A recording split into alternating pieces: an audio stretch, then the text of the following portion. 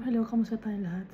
I praise the Almighty Father, the Creator of heaven and earth, Yahweh, for He will never leave us nor forsake us. He is awesome, He is magnificent,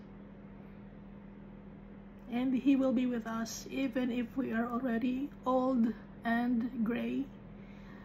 And when we are already with Him in His kingdom, He will bless us abundantly and share to us all His riches and glory. And I praise my Jesus Christ, my Savior and Redeemer, for introducing me to the Almighty Father. And now we know our Father because of Jesus Christ. Now we know the love of our Father is unwavering and faithful, and He is just. Because of Jesus Christ, we must thank Jesus Christ, the Lamb of God, the sacrificial Lamb, the man clothed in linen, who is like the Almighty Father. And God created His world. Jesus was already with Him.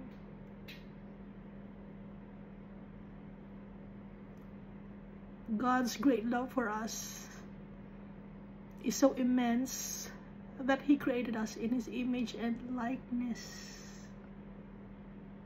And that's why He wants us to be holy and do the right thing and implement mercy and justice, to be like Him, to be like Jesus, to be perfect. For now we are not perfect yet, but time will come we will be, because of Jesus Christ. So last time we read Deuteronomy chapter 27.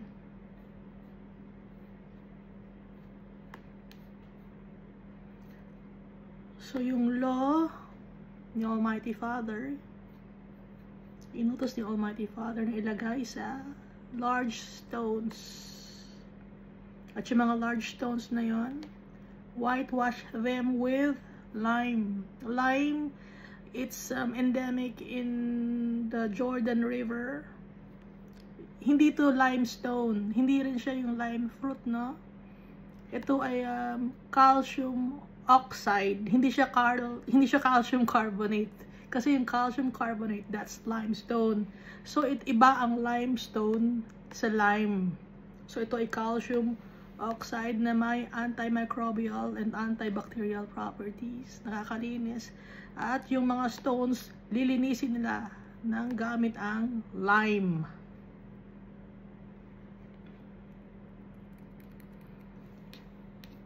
So, yung sinisimbolize ng stones ay yung puso natin. Lilinisin ng lime, dugo ng Jesus Christ nakakapagpalinis. Kaya dapat maging malinis ang puso natin. Dahil sa dugo yun ni Jesus Christ, magiging malinis tayo.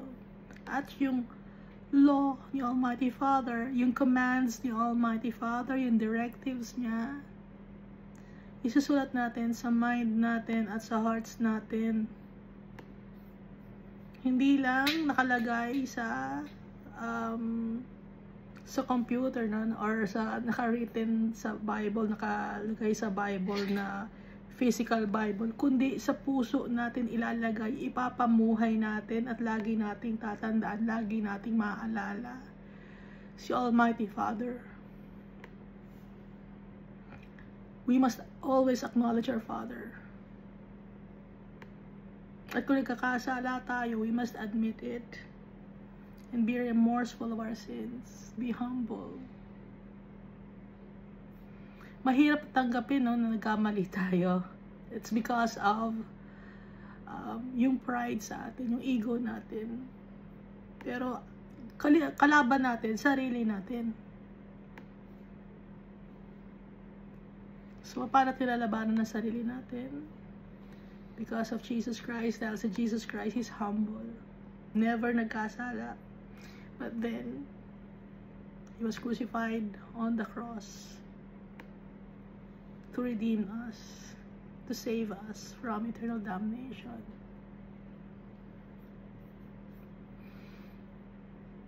Ang peace offerings, ang burnt offerings, lahat na ng offerings si Jesus na to, sacrificial lamb, siya na lahat ng offerings.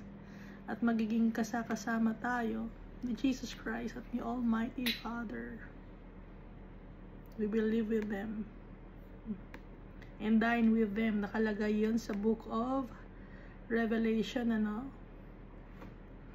Bakit I shall eat there, or we will dine with them? Kasi magiging family. Di ba pag family, sabay-sabay kumakain ang mga tao. Kaya nakalagay din, we will eat with them and dine with them. Saan nga ba yun? I will eat. My Father and I. John chapter 14 verse 23, Jesus answered and said to him, if anyone loves me, he will keep my word, and my Father will love him, and we will come to him and make our home with him. So kung sino man na nagmamahal kay Jesus Christ at sumusunod sa mga pinag-uutos ni Jesus Christ, si Almighty Father mamahalin yung tao na sumusunod kay Jesus Christ, yung nag-worship kay Jesus Christ. At nang sa ganon, si Jesus Christ kasama si Almighty Father, magiging family tayo ni Almighty Father at saka ni Jesus Christ. Hindi pwedeng hindi kasali si Jesus Christ. Hindi pwedeng hindi kasali si Almighty Father. Package deal si Almighty Father at saka si Jesus Christ. So yung mga nagsasabi na hindi dapat i-worship si Jesus Christ, bakit? Mali sila. Dahil si Almighty Father na mismo nagsabi na sa Old Covenant, nakasulat sa Old Testament at saka sa New Testament, inutos ni Almighty Father ang mga angels to worship Jesus Christ. Hindi niya nabasa yon. May mga tao hindi nila nabasa yon, hindi nila naiintindihan. At saka nakalagay din sa book of Revelation chapter 3 verse 20, behold, I stand at the door and knock. If anyone hears my voice and opens the door, I will come in to him and dine with him, and he with me. Kung kasama si Jesus Christ, kasama rin si Almighty Father. Dahil kaisa ni Jesus Christ si Almighty Father. Kung kaisa ni Jesus Christ si Almighty Father, magiging kaisa rin natin si Almighty Father. Kaya package deal si Almighty Father at si Jesus Christ. The man clothed in linen, and Jesus Christ was given power, authority, and dominion over all things by the Holy Father. So, wala nang reason na ang iba na tayo ay turuan ng mali. Alam na natin. Dahil inalaw ni Almighty Father na malaman natin. Hindi dahil sa matalino tayo, hindi dahil sa may kakayahan tayo, kundi dahil sa awa ni Almighty Father sa atin.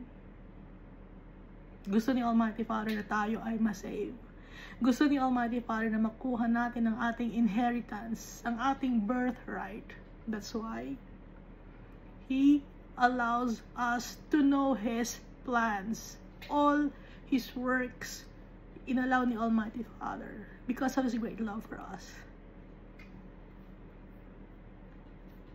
And we must also thank the Holy Spirit for guiding us, for always reminding us to follow Jesus' teachings, to obey the Almighty Father's commands. And as a result, the Holy Spirit has given us fruits: love, joy, peace, forbearance, kindness, gentleness, faithfulness, and self-control. And some of us are given the gifts of the Holy Spirit, like the wisdom and knowledge, gifts of healing, gifts of faith, gifts of speaking in tongues, gift of prophesying, gift of discerning different kinds of spirits. Ano pa ba? Gifts of miracles, gifts of interpreting different kinds of tongue. No? May nakalimutan ba ako?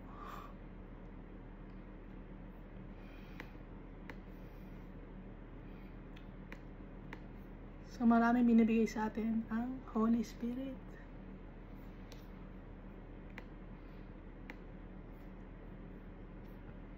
So dito sa Deuteronomy 27, nandito na yung mga sundin natin ang boses ni Almighty Father. At dito rin nakalagay yung curse, mga sumpa sa mga tao na mga disobedient, gumagawa ng wickedness, abomination, or uncleanness, or unrighteousness, yung mga unjust, yung mga unmerciful, unloving, disrespectful. Kalagay dito.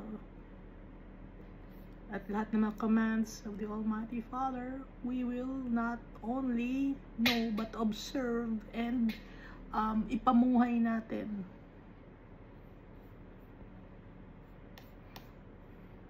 So that's Deuteronomy chapter 27. Ngayon, dito sa Deuteronomy chapter 28, nabasa na natin ito. Kaya tayo nagbasa ng Deuteronomy chapter 28. It's because of the book of Joshua that binanggit dun sa book of Joshua na inulit ng mga tao yung law ni Almighty Father. Kaya bumalik tayo sa book of Deuteronomy chapter 14 to 28. So now, pabalik na tayo sa Joshua. No? Hindi naman natin tatapusin yung Deuteronomy. So dito sa Deuteronomy chapter 28, ito yung blessings on obedience and the curses for those disobedient people, mga punishments. Nabasa na natin, no? So before Joshua chapter 9, Joshua chapter 8 tayo nagbasa. Sa Joshua chapter 8 and the previous chapters of Joshua, binanggit doon yung natalo nila ang mga tao sa Jericho and sa Ai. No, yun yung background. So ngayon, dito tayo sa Joshua chapter 9.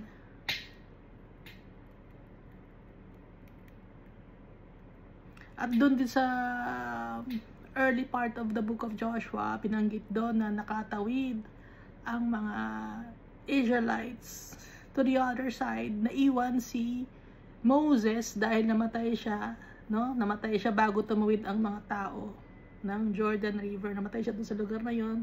Pero nakita niya from a distance yung promised land.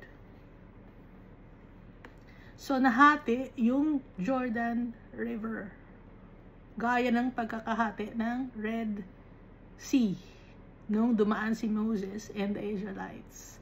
So, ang gumagawa ng pagkakahati ng mga dagat, gumagawa ng miracle si Almighty Father, hindi si Joshua, hindi si Moses. At yung age ni Joshua, ni Moses, yun yung maximum age na mabubuhay ang tao. That's 120 years. So, naabot niya yung maximum age limit ni Moses. Kaya kinuha na rin siya ni Almighty Father. Dahil nag-promise si Almighty Father, dahil sa wickedness of the people, hanggang 120 years old lang ang buhay ng tao. Na up to now, hindi maimpaliwanag ng mga tao or science kung bakit hanggang 120 years old lang. And hindi natin alam kung may nakakaabot pa hanggang ngayon ng 120 years old, no?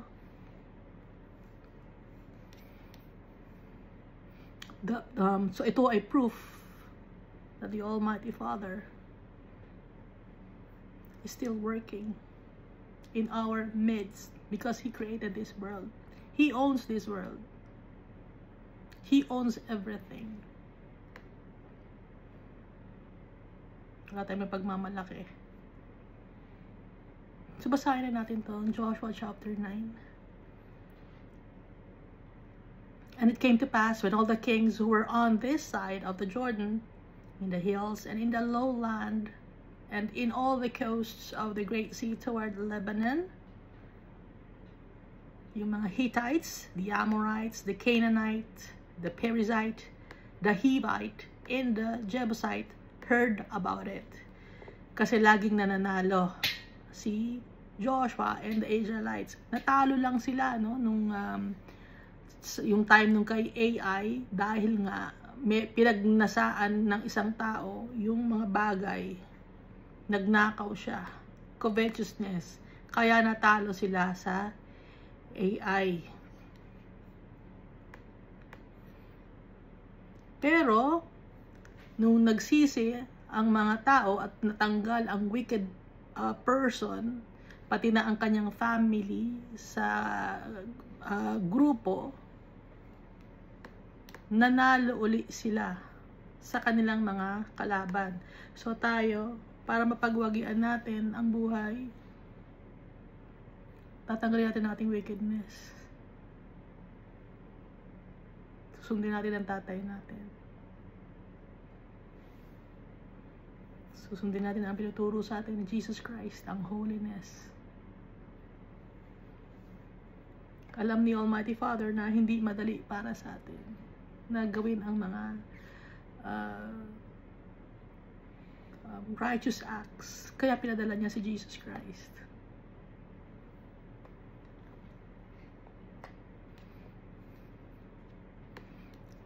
So, ang nag-symbolize ng Hittite, Amorite, Canaanite, Perizzite, Hivites, and Jebusites ay wickedness. So, narinig ito ngayon. Literally naman, no?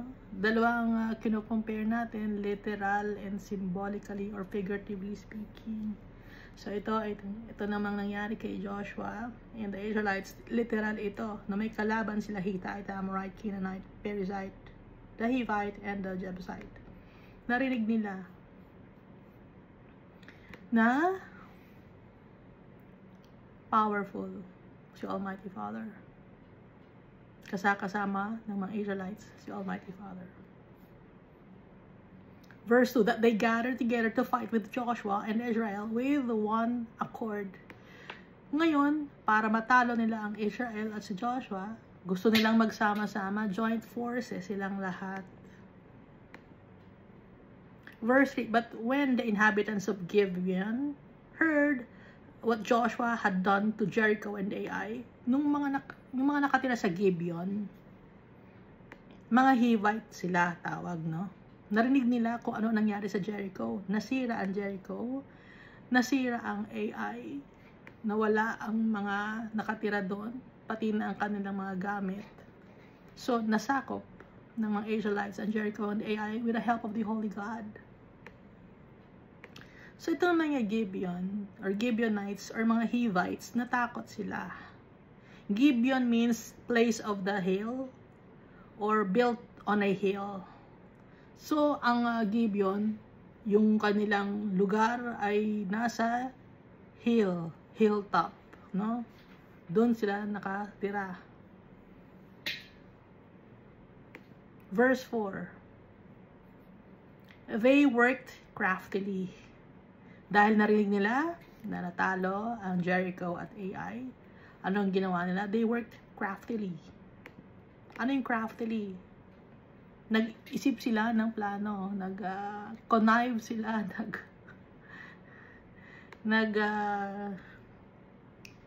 strategize ang mga Gibeonites.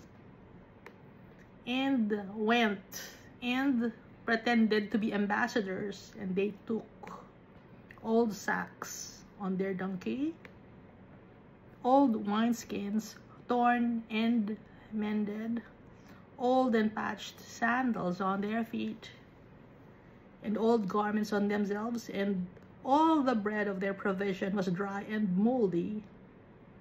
And they went to Joshua. So, dito muna tayo sa verse 4. So nag-strategize sila dahil natatakot sila dahil baka mapatay sila, which is true naman, mabubura ang kanilang lahi. Kaya nag-strategize sila. They worked craftily and went. Anong went? Nagpunta sila kay Joshua and the Israelites. Nagpunta sila sa Gilgal. Ang layo ng Gibeon sa Gilgal, kung maglalakad, no? Roughly 6 to 8 hours. Kasi ang layo ay 30 kilometers, give or take, no? At ay moderate pace pa yon, 6 to 8 hours yung lakad. Hindi ka tatakbo, lakad lang na moderate. Depende yon sa paglalakad mo at saka doon sa terrain na dadaanan mo at kung magkakaroon ka pa ng pahinga. So, pero kung wala kang pahinga, 6 to 8 hours. Tapos yung layo ng Gibeon at Gilgal ay 30 kilometers, give or take, no? Give or take meaning naglalaro sa 30 kilometers. Yung layo. Walang silang ginawang kabayo, no? Nakalagay sa donkey nila mga old sacks, sako. Ganon yung layo ng Gibeon at Gilgal. Kasi yung Gilgal yun ang campsite ng mga Israelites tsaka ni Joshua. Ngayon, they pretended to be ambassadors. Ang daladala nila, lumang sako sa kanilang mga donkey, nakapatong sa mga donkey nila. Kunyari, haggard na haggard sila. Old wineskins, torn and mended. Sira yung mga wineskins sa daladala nila, pero tinahi nila. No? Sinadya nilang luma ang dali nila. Sinadya nila na lumang sako ang ilagay nila sa kanilang mga donkey. Sinadya nila na ang isuot nilang mga damit ay mga luma at sira-sira. Pati ng kanilang mga sandals, sira-sira din. And all the bread of their provision was dry and moldy. Sinadya din nila na yung kanilang mga tinapay ay dry na at may mga amag-amag na. Mga utak din, no? Kagawa tayo ng plano. Kunyari, malayo tayo. Yung damit natin, kunyari, gutay-gutay na malayo ang pinanggalingan natin. Pero ang totoo naman ay 6 to 8 hours ang layo nila. Na hindi naman talaga mag-aamag yung kanilang mga pagkain, pati yung mga damit, hindi naman masisira kasi 6 to 8 hours maglakad ka. Verse 6, and they went to Joshua to the camp at Gilgal and said to him and to the men of Israel, we have come from a far country. Now therefore, make a covenant with us. So nagsinungaling sila, galing kami sa malalayong lugar. Malayong nation pang pinanggalingan namin, pagod na pagod kami. Makipag-covenant kayo sa amin, makipag-kontrata kayo sa amin, makipagkasundo kayo sa amin, makipag-treaty kayo sa amin, magkaroon tayo ng merging, parang ganon, makikisama kami sa inyo. Yun ang sabi ng mga Gibeonites or Hivites. Dahil yon sa takot nila sa mga Israelites. Dahil alam nila ng kasama ng mga Israelites si Almighty Father. Verse 7. Then the men of Israel said to the Hivites, which are also the Gibeonites, perhaps you dwell among us. So how can we make a covenant with you? Sa inyo sa amin kayo tumira. Pero paano kami magkakaroon ng covenant sa inyo? Sabi ng mga Israelites. So kasama ni Joshua yung mga elders, no? Yun ang kanilang ka-meeting. Verse 8, but they said to Joshua, we are your servants. And Joshua said to them, who are you and where do you come from? Sino ba kayo at saan kayo galing? Ini-interview mabuti ni Joshua yung mga Gibeonites at Hivites. Verse 9, so they said to him, from a very far country your servants have come. Unulit nila na galing sila sa malayong country or malayong nation, malayong lugar. Because of the name of the Lord your God, for we have heard of his fame and all that he did in Israel. Galing pa kami sa malayong lugar. kaming mga servants nyo. Kaso narinig namin yung pangalan ni Lord God. Narinig namin yung kanyang kagalingan, yung kanyang awesomeness, yung kanyang power, at yung kanyang ginawa sa Egypt. So yung nangyari sa Egypt, kumalat yon, not only sa Egypt, yung mga plagues na na-experience ng mga Egyptians, hindi lang naman sa Egypt na kumalat yon, kundi doon sa region na pakalat, papuntang lugar ng mga Jericho, kalat yon. Bakit ka? Kasi may mga tao na galing silang Egypt, tatakas sila dahil kung ano na nangyayari sa Egypt. Kaya lumilipat sila ng lugar. Yung mga naiiwan ngayon, yung Pharaoh, sila ngayon naka-experience ng mga famine and pestilence.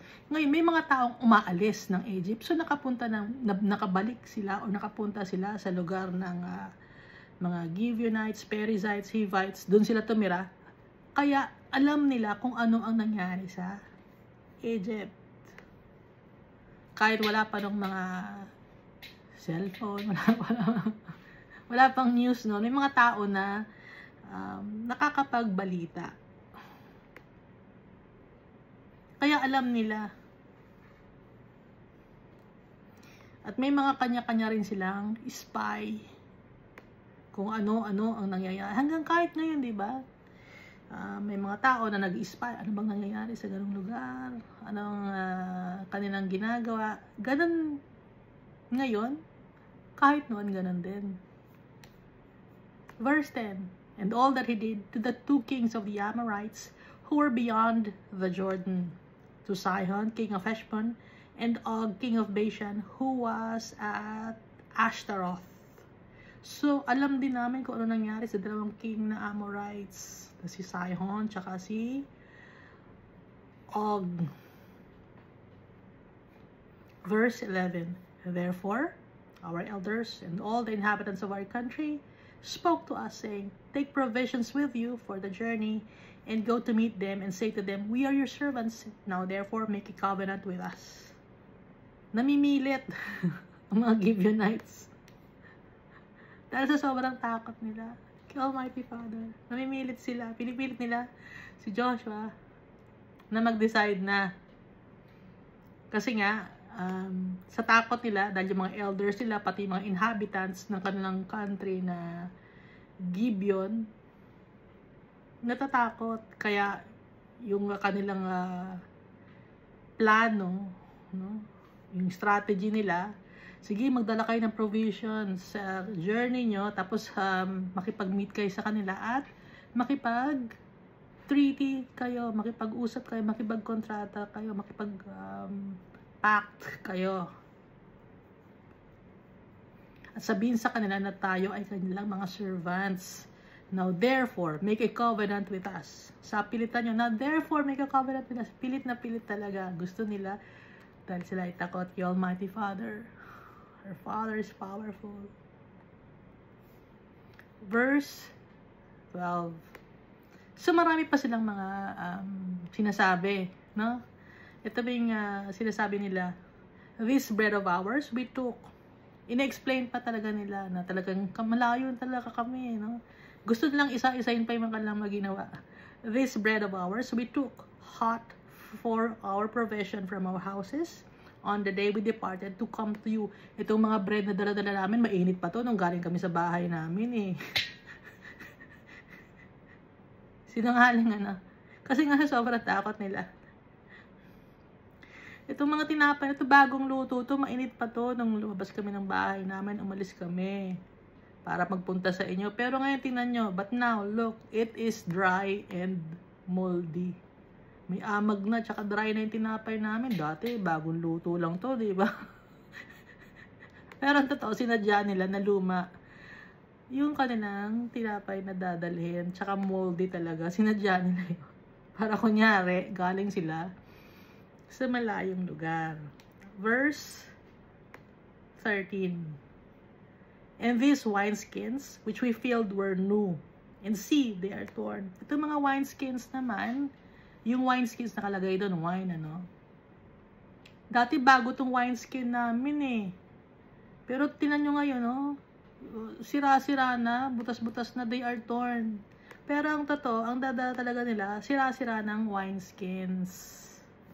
No?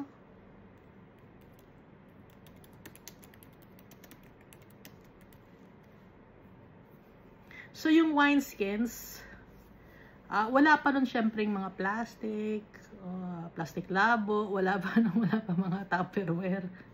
So, ang wineskins, wala pang mga glassware, no? So, ang gamit-gamit nilang wineskins ay galing sa goat, cow, or pig bellows. Yun ang wineskin na dala-dala nila. Wala pa nung mga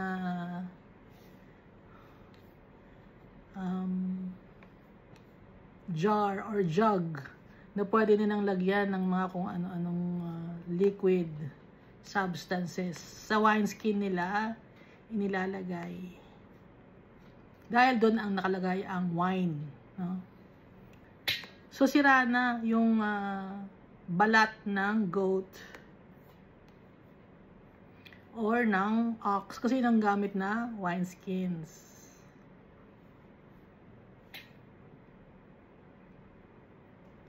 Or wine bag ang tawag. Goat, cow, or pig.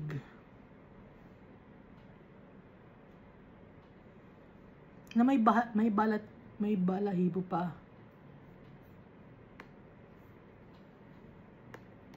Pero pinapadry nila yon, no? Kaya hindi yun mabaho. Kasi pinapadry muna nila yon. Pero, dahil nga kunyari, luma na, dala-dala, sira na. Verse 13 pa rin tayo, no? And these are garments and our sandals. Tingnan nyo yung damit namin, pating sandals namin, mga tsinelas namin.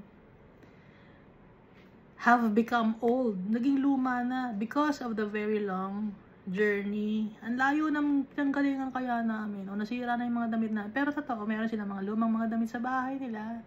Yun ang kanilang sinuot. Sinadya nila yan.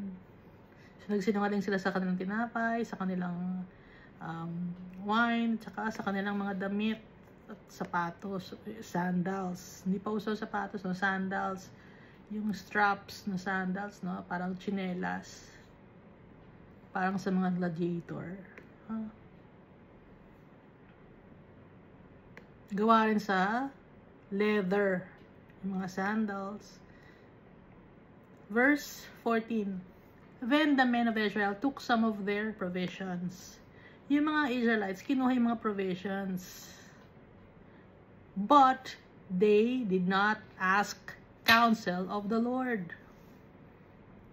Gumawa sila ng pakikipagkasundo. Tinanggap nila yung provision o yung tulong na bulok na amagin na tinapay, pati yung nasa wineskin na wine. Tinanggap nila yon, mga provision, mga tulong kasi yon. Pero hindi nila inask si Almighty Father. Hindi sila kumuha ng advice. Hindi na kinausap si Almighty Father about it.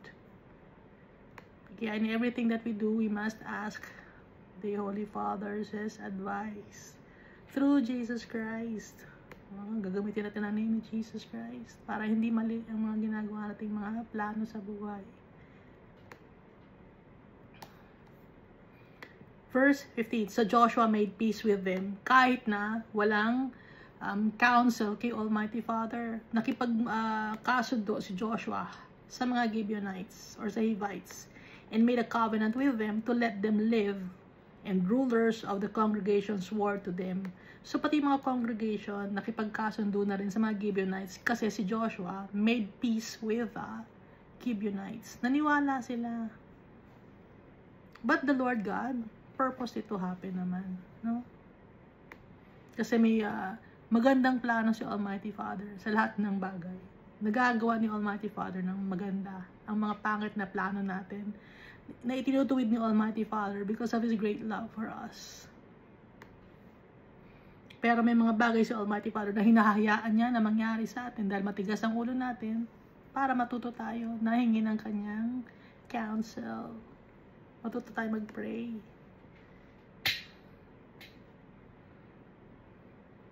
Pero all things work together for good to those who love the Lord. Alam natin yan, di ba? Nakalagay sa Bible. Hindi ko lang alam kung anong verse.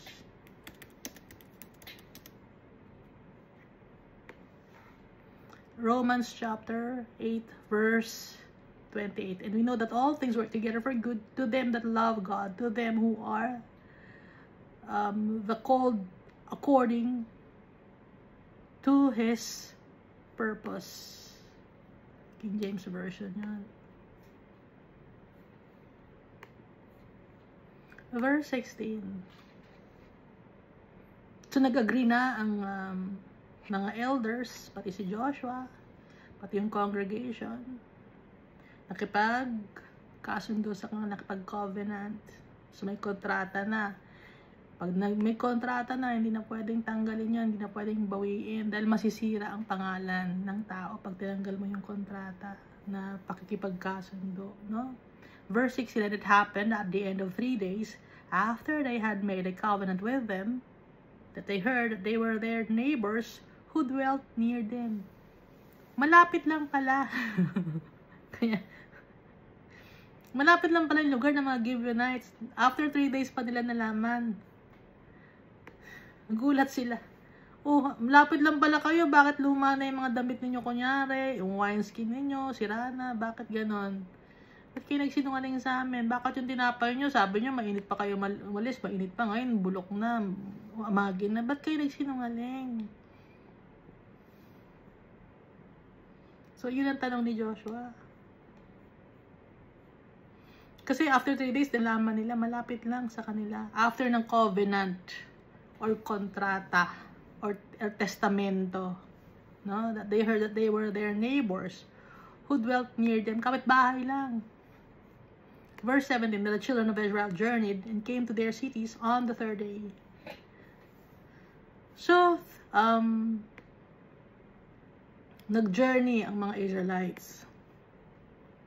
Nakapunta sa city ng mga Gibeonites or ng mga Hivites sa ika-3 araw. Now, their cities were Gibeon, Shephirah, Beeroth, and Kirjath Jearim.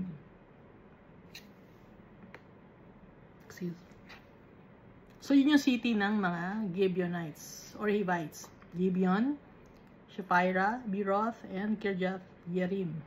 Verse 18. But the children of Israel did not attack them or strike them because the rulers of the congregation had sworn to them by the Lord God of Israel. And all the congregation complained against the rulers. Hindi nila pwedeng atakihin, hindi nila pwedeng awayan, hindi nila pwedeng i-strike ang mga nakatira sa Gibeon, Shephirah, Beeroth, and Kirjath Jearim dahil sila ay nakipagkontrata. Merong treaty, may covenant sila. Kaya nag-complain sila sa mga rulers. Kung ba't ganon? Hindi natin sila mapapaalis sa kanilang lugar. Anong gagawin natin ngayon? Meron tayong kontrata sa kanila. Hindi kasi natin sinik yung will ni Holy God, ni Almighty Father. Kaya hindi natin sila ngayon mapapaalis. Ano na ngayon gagawin natin? So nagka-problema ngayon sila. Sa verse 19, then all the rulers said to all the congregation, we have sworn to them by the Lord God of Israel. Now therefore, we may not touch them. Sabi ng mga rulers, kasama si Joshua, nangako tayo kay Almighty Father, kasama si Almighty Father, nangako tayo na hindi natin sila sasaktan, na makikipag-covenant tayo sa kanila. Ngayon, hindi natin sila pwedeng paalisin sa kanilang lugar, hindi natin sila pwedeng saktan, hindi natin sila pwedeng i-plunder. Verse 20. This we will do to them. We will let them live. Ito ang gagawin natin sa kanila. Sabi ng mga congregation or elders of the Israelites. Hahayaan natin silang mabuhay. Wala tayong sasaktan sa kanila dahil meron tayong treaty sa kanila. At nanampa tayo, nag-promise tayo kay Almighty Father. Mananahan tayo kasama nila at we will let them live, lest wrath be upon us because of the oath which we swore to them. Baka tayo ang maparusahan kasi meron tayong promise sa kanila eh.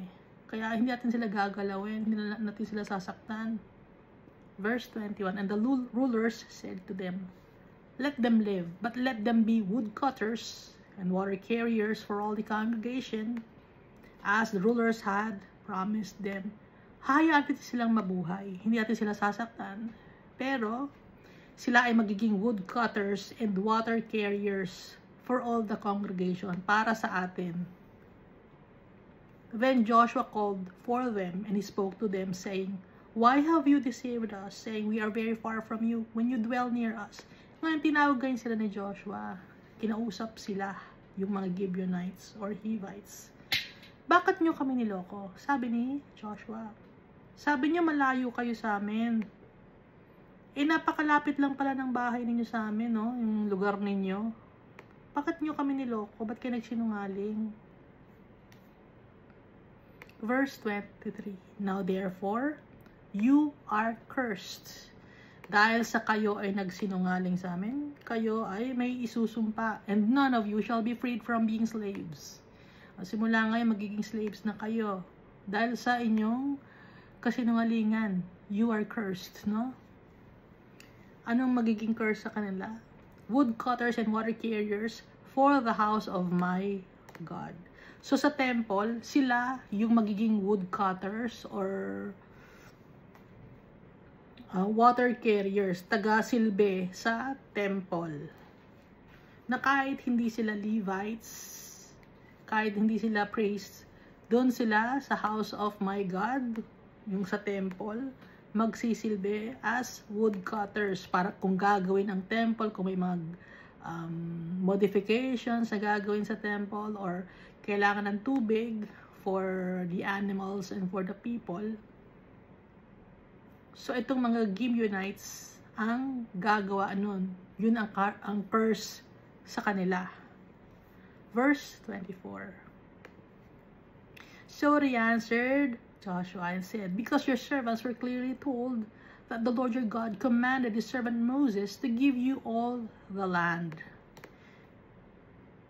Kasi nalaman namin na si Almighty Father, the Lord your God, inutusan niya si Moses na ibigay lahat ang lupain sa inyo at sirain or destroy all the inhabitants of the land before you.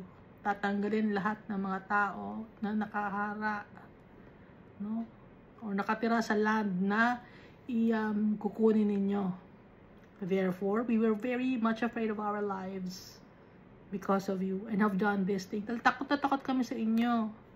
Takot na takot kami sa Diyos nyo, sa Lord your God, kasi inutos kay Moses na ibigay sa inyo lahat ng lupain. At kami ay papatayin. Dahil sa takot namin, nagawa namin to na nagkaroon kami ng strategy para hindi kami mamatay. Nagsinungaling kami sa inyo. And now, here we are. At ngayon, nandito na kami ngayon. In your hands. Hawak nyo kami sa inyong mga kamay. Do with us as it seems good and right to do to us. Gawin ninyo sa amin ang sa tingin nyo ay tamang gawin ninyo para sa amin. Dahil takot kami sa inyo, sabi ng mga Gibeonites. Kayo na ang gumawa kung anong desisyon ninyo. So he did to them and delivered them out of the hand of the children of Israel, so they did not kill them. So hindi napatay ang mga Gibeonites dahil sa promise ng mga rulers of the congregation, pati ng Joshua, yung covenant nila sa mga Gibeonites. Kaya hindi nila sinaktan ang mga Gibeonites. Instead, they became woodcutters and water carriers for the house of the Holy God.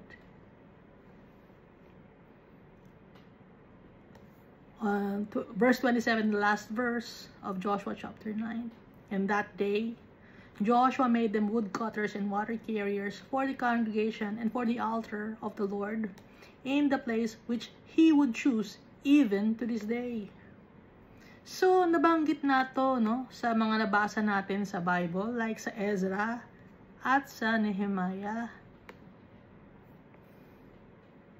So, anong tawag sa kanila? Hindi sila Israelites. Hindi rin sila Levites. Pero, nagsiserve sila sa temple na nabasa natin sa Book of Ezra at sa Book of Nehemiah. Anong tawag sa kanila? Nephilim. Sa Ezra chapter 2 verse 43, the Nephilim, the sons of Ziha, the sons of Hasufa, and sons of Tabayoth. Dito naman sa Nehemiah chapter 7 verse 46, the Nephilim, the sons of Ziha, the sons of Hasufa, the sons of Tabayoth. So mga servants sila kahit hindi sila Levites or priests. Sa temple sila nagtatrabaho. Dito rin sa Ezra chapter 8 verse 20. They also brought 220 of the temple servants, all designated by name. David and the officials had appointed them to assist the Levites. Sila nag-assist sa mga Levites. Pero nawala na syempre yung kanilang pangalan na Gibeonites, no? Kasi nga, naging servants na sila, naging slaves sila. Dito sa Nehemiah chapter 11 verse 20, but the Nephilim dwelt in Ophel, and Ziha and Gishpa were over the Nephilim. So, dun galing ang Nephilim. No? Dati hindi natin alam yun eh. Dati ako hindi ko alam. Baka kayo alam ninyo. O ngayon, alam ko na kung saan nagaling ang Nephilim. Ang Nephilim, ito ay mga temple assistants na hindi sila Levites at hindi rin sila priests. Sila ay given ones or subjects or Nathanites or Nathanians. So, yung kanilang lahi, salin lahi nila yun, na natinim sila. Nag-umpisa yon sa mga Gibeonites. So, yung kanilang lahi from their fathers na takot, no? And then, yung mga anak na anak nila, yun ang up to the time of Hezekiah, meron pa rin Nephilim. And up to the time nang bumalik ang mga Israelite from captivity sa Babylon and Assyria, bumalik sila sa Israel at saka sa Jerusalem, nandun kasama nila ang mga Nephilim, no? So, ginawa ni Almighty Father na maganda yung kalokohan na ginawa ng mga Nephilim at hindi nag-seek ng counsel or approval ang mga Israelites or si Joshua. Pero naging maganda dahil kay Almighty Father, ginawa niyang maayos, nagkaroon ng servants nagkaroon ng assistants ang mga Levites na hindi sila Levites, or nagkaroon ng assistants sa mga priests na hindi Levites, na sila yung mga water carriers and wood cutters. So ito yung Joshua chapter 9, na yung may mga bagay tayo sa mundo na mali yung mga decision making natin. Hindi natin sinisik yung advice ni Almighty Father. But just the same, because He loves us, pinapatawad niya tayo. At natututo tayo. At yung mga bagay na mali na nagagawa natin, nagiging lesson sa atin. Na hindi na natin naulitin yung mga bagay na ginawa natin na hindi tama. Dahil yon sa mahal tayo ng Almighty Father, ina-allow niya mangyari yon para maging perfect tayo, matuto tayo. Alam niyo naman, di ba, pag may exam kayo sa school, una, nag-exam ka. Hindi mo alam ang sagot, so nagkakamali-mali ka, di ba? So, after some time, ay, nakita ko itong lesson na to, itong exam na to. Magiging perfect na ako sa exam na to. Na itatama yung mali dahil tinuturuan tayo ni Almighty Father. At meron tayong example. Si Jesus Christ, siya yung ating naka-perfect ng score. Isang beses lang na perfect na agad ni Jesus Christ. Tayo pa ulit-ulit na tayo nagkakamali sa ating mga gawain. pero patient si Almighty Father sa atin. At si Jesus Christ, siya ang nagtuturo sa atin dahil napagdaanan na niya lahat ng paghihirap.